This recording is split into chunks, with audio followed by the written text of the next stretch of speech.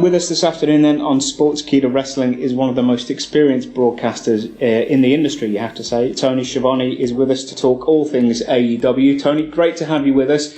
How are things in AEW? The product is going fantastic at the moment. Are you enjoying sort of being back in the saddle, so to speak? Matty, thank you for having me. I am enjoying being back in the saddle. I'm enjoying being able to work with JR again. It's been a long, long time being able to work with him. I'm enjoying working with Excalibur for the first time. I certainly really, really enjoy the talent that we have. And I heard so much of the Young Bucks, and now I get a chance to work with them. I had seen plenty of what Kenny Omega had done in Japan, and now I have a chance to work with him. And of course, I've known the Rhodes family forever, and now I get a chance to work with the youngest member of them. So everything's going great. We've got good people behind the scenes, and we've got good wrestlers. So it's been like 3 months of just a lot of fun putting together a show, and a lot of fun being able to bring it to fans on a weekly basis.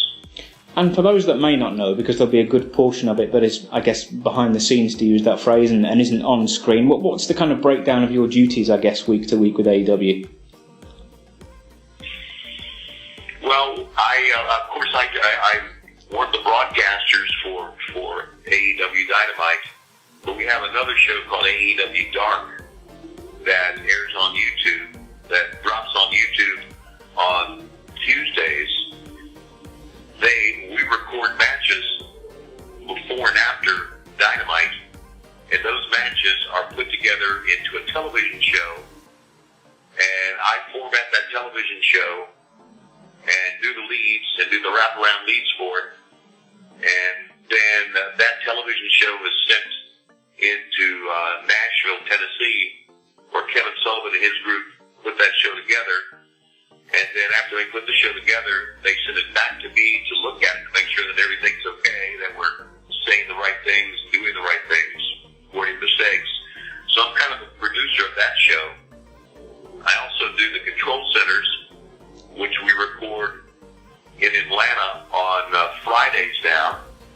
And those control centers drop on Wednesdays, and I write the scripts for those, and those are used to promote Dynamite, and those drop earlier in the day to promote Dynamite online and on social media.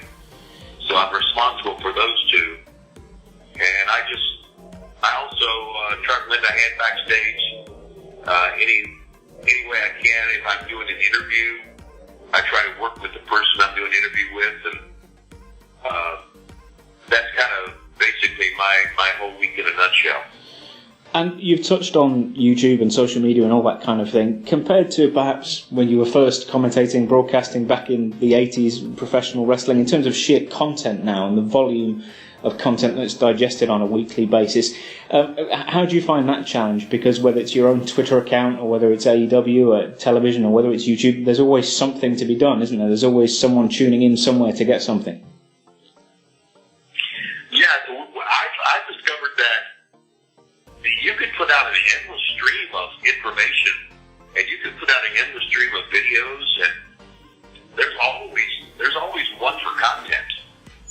Thanks to social media and thanks to the internet, we could put videos daily out on YouTube. I'm just not so sure that we have the manpower to be able to do that.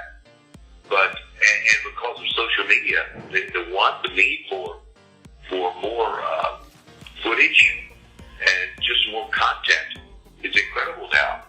And I think we're going to see as we move along and get more successful that there's going to be even more of a one board, and we're probably going to have to hire more people. From your own personal perspective, was it a big call, a big decision, something you had to ponder quite a lot in terms of coming back into a more full-time, a more permanent position and a prominent position within wrestling after such a time away, or was it something you was able to decide on quite quickly? No, it took me quite a while. JR helped me in securing this job because he wanted me to work with him and the fact that he wanted me to work with him went a long way in me making a decision to come back. I had a very, very bad experience at the end of WCW. It was not a good place to work, and I wasn't so sure that I wanted that pressure and that work, the stuff that I was going through in the 90s and at the beginning of the 2000s. I'm not so sure I wanted that back in my life again. Then I got to meet Tony Khan, who is just a remarkable, wonderful guy to work with and runs a great company. And that helped put my mind at ease. But I was very, very cautious. You probably know, Matty, that AEW had been announced. And when AEW was announced, they immediately announced that JR would be their broadcaster, but they didn't announce me until much later. Sure. And I didn't go and seek the job with them. I didn't give them a call and say, hey, I'd like to do it again. I was working with the University of Georgia. I was working at a radio station.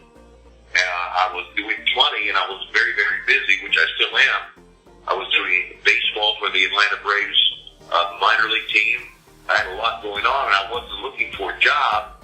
But then I was contacted by them, and once I talked to Tony Khan, and once I had a couple of conversations with JR, it changed my mind that this was a good place to work. That's very important.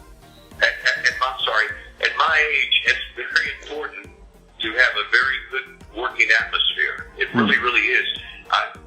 You can't put a price on happiness in your job, and now I'm very, very happy.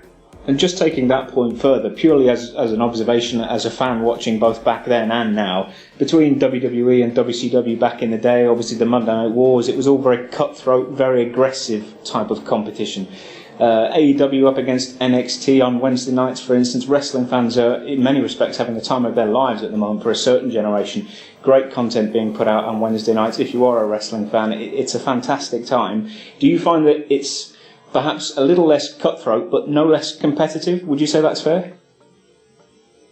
Yeah, I think it's fair. I think because of all the different things that are available now, all the different channels and all the streaming services and YouTube and social media, and being able to watch television on your telephone, on your smartphone, I think our competition is more than just NXT and the WWE now. I think our competition is basically entertainment. And I think it's, you're right, it's not as cutthroat as it used to be. There is still one to be better than the other guy. But I think that's good. I think it's really good. I think competition makes everybody better. And I think everybody would agree with that. But the cutthroat nature of what it was back in the day was really exhausting. And you mentioned before that was something you were very, very keen to avoid and to repeat. But nonetheless, with your experience and with your background in the industry, so to speak, do you find that the announce table and AEW in general does benefit from perhaps a more experienced voice like yourself, like JR, and a few of the other figures, I guess, to try and calm the enthusiasm and temper it at sometimes, because it's an explosive atmosphere, isn't it? Everyone wants to go and make a name for themselves and make an impression. I guess sometimes that just needs to be settled slightly. Well, I hope it is. I hope it's a settling voice. I'd like to think that when they hear my voice, and when fans hear my voice and the fans hear JR's voice, it brings them back to an era when they were growing up, and an era when they grew up loving wrestling. And I think that's very valid, because I hear so much, and I hear it all the time, that you are the voice of my childhood. And hearing your voice brings me back to the 90s. It all happened very quickly for me, Matty. It really did. All of a sudden, I was doing wrestling, and now all of a sudden I'm the voice of their childhood. It happened quickly for me, but I think the world, and I think, I don't want to say millennials, but I think that people of that age, both men and women of that age, who grew up in the 90s and are in their 30s now, maybe late 30s, mid 30s, I think they're very big into nostalgia right now, and I think that JR and I and a lot of the guys that you see that have had the experience back in the 90s are taking advantage of that right now. I think nostalgia is very big. With a nod and a word to the past there, looking forward, I guess it's a bit of a cliche question, but given AEW has achieved so much in such a relatively short space of time, where is the company and where is its personnel in, say, 5 years' time for you? Where would you like to see the company? I would like to see the company continue its relationship with TNT. I was talking about this the other day. When I left Turner Broadcasting in 2001, WCW and Turner Broadcasting and TNT had a very adversarial relationship. Now it's a very good relationship. We work very, very well together. I would like to see AEW continue to be a viable part of TNT and continue to be something that wrestling fans turn to. I don't know if AEW will ever get as big as the WWE with a network and the reach that they have in overseas, because the WWE has been around for a long time. But I like to see it be a viable part of wrestling, and I think this is important. I like for it to be a place that very good professional wrestlers, both men and women, can come and make a good living and be treated fairly and make sure that it's a good place to work. That's what I'd like AEW to be, just for the business itself.